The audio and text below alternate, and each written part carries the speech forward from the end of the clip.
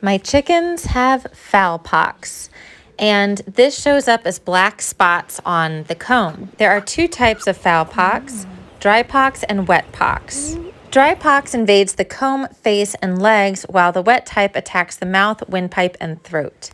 Birds may die from suffocation if they have the wet type of fowl pox. Dry pox seldom causes death. To speed up healing and increase immunity amongst the group, I am applying iodine to the infected areas. Next, I'm going to give them some immune support through these herbs, which is a combination of olive leaf, thyme, kelp, nettle, rosemary, eleuthero, organic astragalus, yarrow, ginger, and dulse leaf.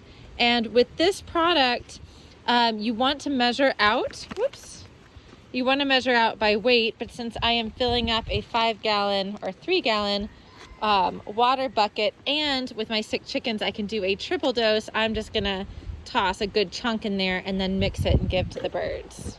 I pour the herbs in first and then the water so it easily mixes. This will be especially helpful for my younger birds to increase immunity and build up resistance against fowl pox.